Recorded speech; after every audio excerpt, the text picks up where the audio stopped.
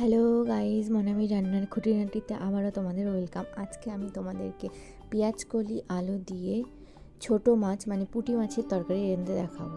আগেই দেখলে আলু পেঁয়াজকলি কেটে নিয়েছি ছোট ছোট করে। এই দেখো পুঁটি মাছ, এগুলোকে কেটে আমি হলুদ লবণ দিয়ে রেখে দিয়েছি। এইগুলো হচ্ছে বিশেষ করে শীতকালীন সবজি পেঁয়াজকলি আলু দিয়ে পুঁটি মাছ কীভাবে আমি চচ্চড়ি করব সেগুলো তোমরা দেখতে থাকো। দেখো, তোমাদেরকে দেখিয়ে দিলাম কী কী নিয়েছি। এবার দেখো, কাঁচা লঙ্কা নিয়েছি, তোমরা যে পরিমাণ ঝাল খাবে সে পরিমাণ নেবে। আমি রান্নার জন্য চুলায় কড়াই বসিয়ে দিয়েছি। এবার সর্ষের তেল দেবো পরিমাণ মতন, দিয়ে আমি মাছগুলো ভেজে নেব।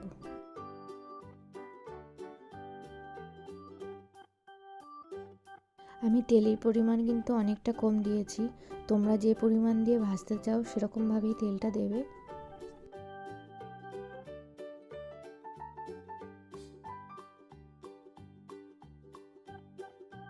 মাছগুলো আমার ভাজা হয়ে গেছে, এবার আমি তুলে নেব।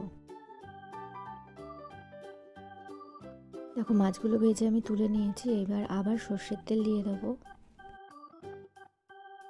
দেখো, আমার পরিমাণ মতন তেল দেওয়া হয়ে গেছে। এবার কালো জিরে ফোড়ন দিয়ে দেবো।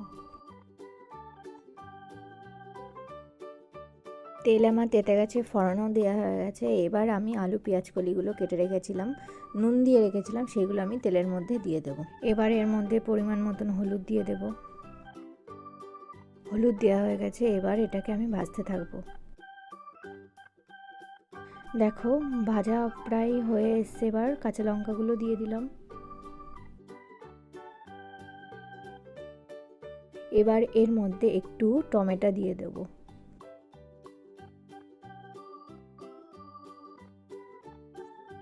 আবারও এটা নাড়তে থাকবো যতক্ষণ না টমেটো নরম হয়ে আসছে।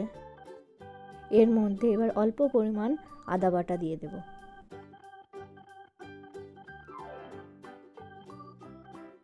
আবারও এটা নাড়তে থাকবো কিছুক্ষণ।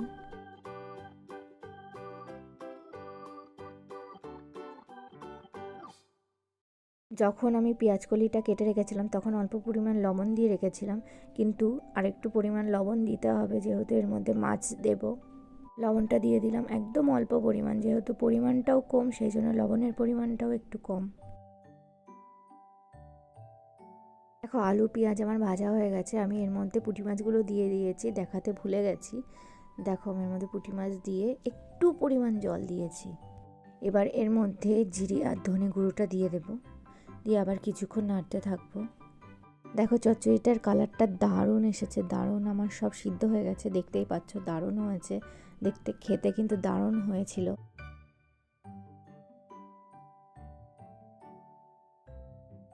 আমি এটা কিছুক্ষণ ধিম আঁচে দিয়ে মানে কম আঁচে দিয়ে কিছুক্ষণ ঢেকে হতে দেব। ঢাকনাটা খুলে দেখো, দেখলাম আমার পুরো একদম জল যে পরিমাণ দিয়েছিলাম সেটা শুকিয়ে একদম মাখা মাখা হয়ে গেছে। এবার আমি এটাকে নামিয়ে নেব।